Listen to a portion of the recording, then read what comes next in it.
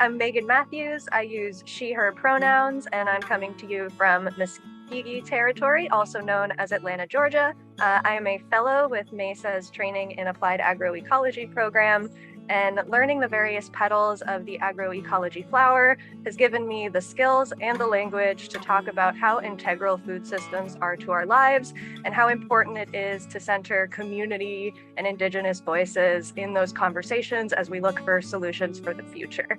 The holistic perspective of an agroecological lens has helped me personally be able to support and advocate for local, equitable, and sustainable food systems, and I will continue integrating all of this knowledge through outreach, research, and storytelling in my own community. Thank you.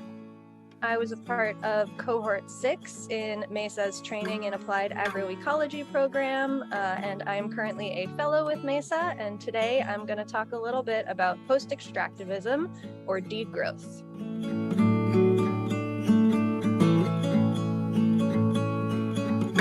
I want to rewind for a second back to the beginning of the summer when gas prices were sky high and everyone was feeling that. And so the Biden-Harris administration and the EPA, their solution to this was to increase the percentages of ethanol, increase the demand for ethanol, and specifically American-made ethanol, as this would be a greener solution than using gasoline.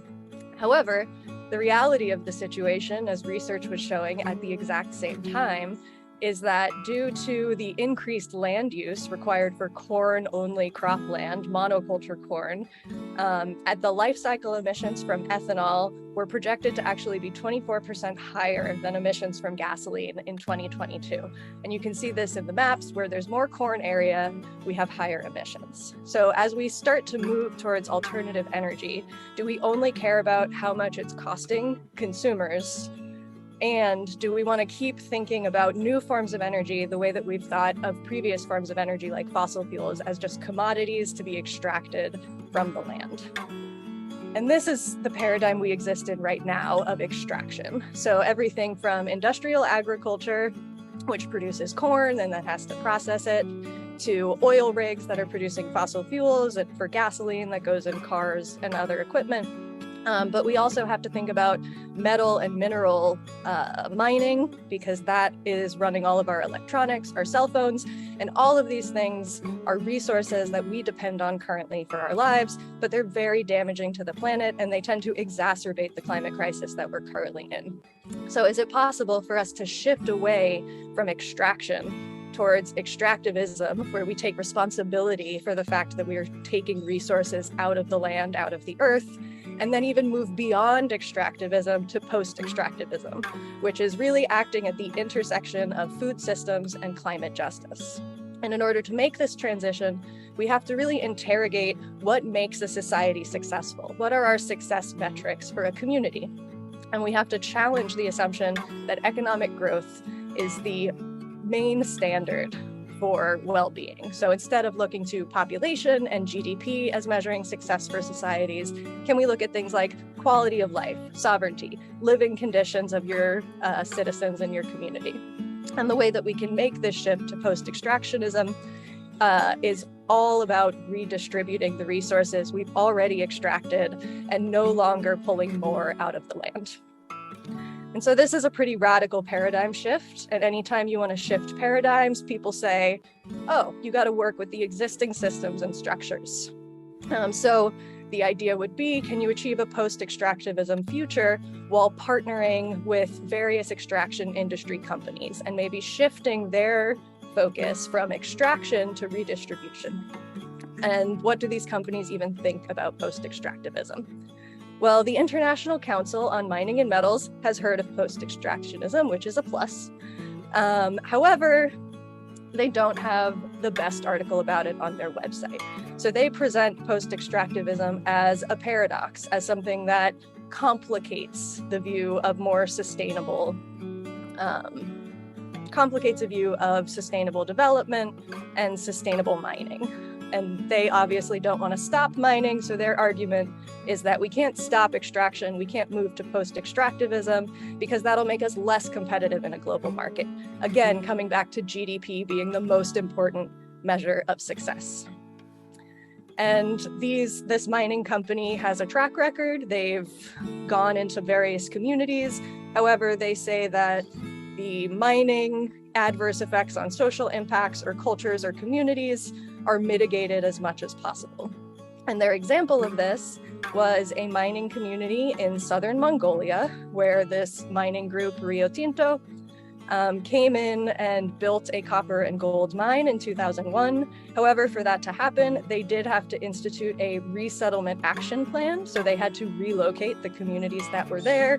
However, they claim this was not involuntary or forced relocation, and the local people had amazing improvements in their standard of living. However, you don't have to dig very far to find out that was not the case.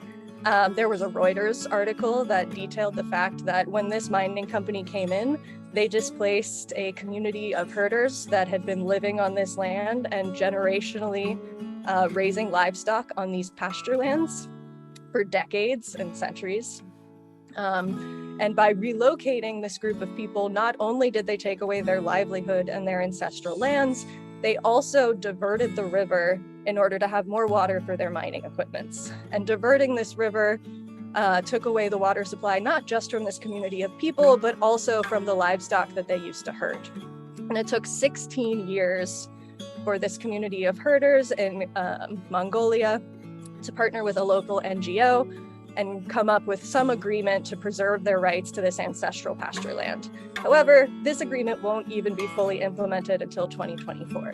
So it seems like these titans of extraction, these extraction industry companies, are really still looking out for their own interests and are not interested in listening to communities about how their actions that are extractive are harming people and the environment at the same time.